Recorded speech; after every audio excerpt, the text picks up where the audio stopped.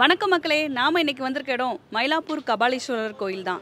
இந்த கோவிலில் வருடம் கொலு வைப்பது வழக்கம். அது போலவே இந்த வருடமும் நவராத்திரி விழாவை முன்னிட்டு இந்து அறநிலைத்துறை சார்பாக கொலு வைக்கப்பட்டிருக்கு. இந்த கொலுவை பக்தர்களும் மக்களும் ரொம்பவே ஆர்வமாக பார்த்து ரசிச்சுட்டு வராங்க. நாமளும் போய் பார்க்கலாமா? வாங்க வீடியோக்குள்ளே போகலாம்.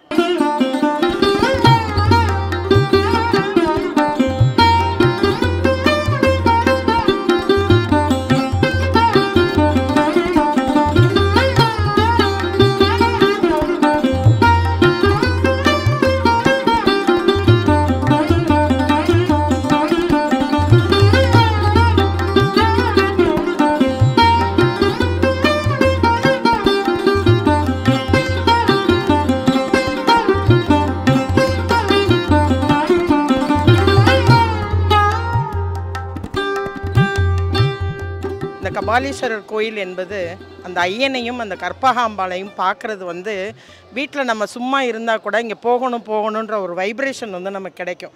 அந்த மாதிரி ஒரு பழமை மாறாத ஒரு கோயில்னால் இந்த மயிலாப்பூர் கோயிலை தான் சொல்லலாம். அவங்க நடத்துகிற தேரோட்டமாக இருக்கட்டும், அந்த கோலத் திருவிழாவாக இருக்கட்டும், அந்த நவராத்திரி விழாவாக இருக்கட்டும், எதுவாக இருந்தாலும் எந்த பழமையும் மாறாமல் இவங்களை பார்த்தா இந்த தமிழ்நாட்டில் இதுதான் முறைன்றதை தெரிஞ்சுக்கிற அளவுக்கு மிக தொன்று தொட்டு இருக்கிற ஒரு பழமை மாறாத ஒரு கோயில்னால் கபாலீஸ்வரர் கோயில் தான். இங்கே இருக்கிறதே ஒரு வரப்பிரசாதம் தான். இந்த அம்பாளையும் ஐயனையும் பார்க்குறதுக்கே நம்மளுக்கு கொடுத்து வச்சுருக்கணும்.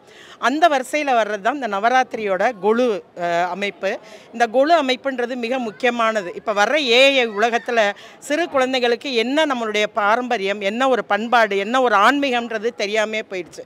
இந்த ஒரு கொலு படியை இங்கே பார்த்தோம்னா அந்த தசாவதாரத்தில் இருக்கட்டும், அந்த ஆறுமுகன் உதித்ததாக இருக்கட்டும், அந்த சூரசம்ஹாரமாக இருக்கட்டும், அனைத்து அறுவடை தலங்களாக இருக்கட்டும், அனைத்து 108 திருத்தலங்களாக இருக்கட்டும், என்ன வேண்டும் ஆன்மீக வரலாறு இந்த ஒரு கொலுவை பார்த்தாலே நம்ம குழந்தைகளுக்கு இன்று வரை சொல்லலாம்.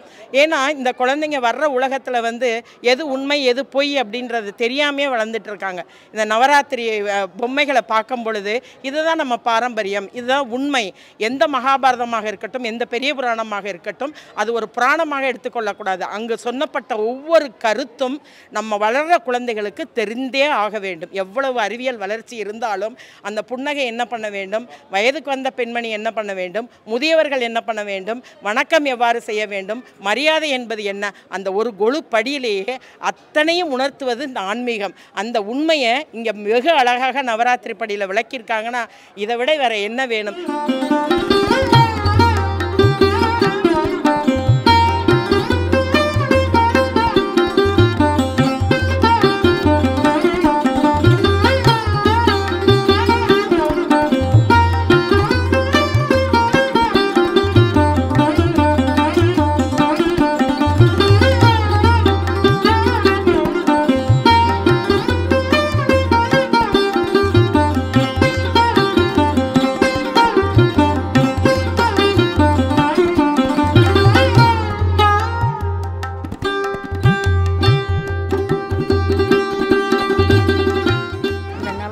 விழாங்கிறது இந்த மகளிர்களுக்கு, இந்த காலத்து குழந்தைகளுக்கு ரொம்ப தெரிஞ்சுக்கக்கூடிய ஒரு விஷயம். எல்லா படியிலையும் சின்ன மரஞ்செடி கொடியிலேருந்து பெரிய தலைமுறைகள்லேருந்து துர்காலட்சுமி சரஸ்வதியை விட கிருஷ்ணன்கிட்ட கொண்டு சமர்ப்பணம் பண்ணுற மாதிரி இந்த கொலுவை வச்சுருக்காங்க. இதில் கோலம் தெரிஞ்சவங்க கோலம் போடலாம், பாட்டு தெரிஞ்சவங்க பாட்டு போடலாம். இந்த 10 நாளைக்கு நம்மளுடைய தெரியாத மனுஷால கூட இதில் தெரிய வரவழைச்சு வெத்தலைப்பாக்கு கொடுக்கறக்கூடிய ஒரு சந்தர்ப்பம் இதில் இருக்குது. அதனால் எல்லோரும் விட்டு போனவா வராதுவா எல்லோரும் நம்ம இஷ்டத்துக்கு கூப்பிட்டு நம்மளால் என்ன முடியுமோ அதை நம்ம ஒரு வெத்தலைப்பாக்கு மஞ்சள் வச்சு கொடுத்தா கூட அவங்க திருப்தியாக அனுப்புறது தான் ஒரு பெரிய ஒரு தாத்பரியமாக இருக்கிறது. அதில் என்னென்ன நைவேத்தியமோ அதை பண்ணி அவளுக்கும் கொடுத்து நம்மளும் சாப்பிடணும். அதுதான் ரொம்ப வசதி.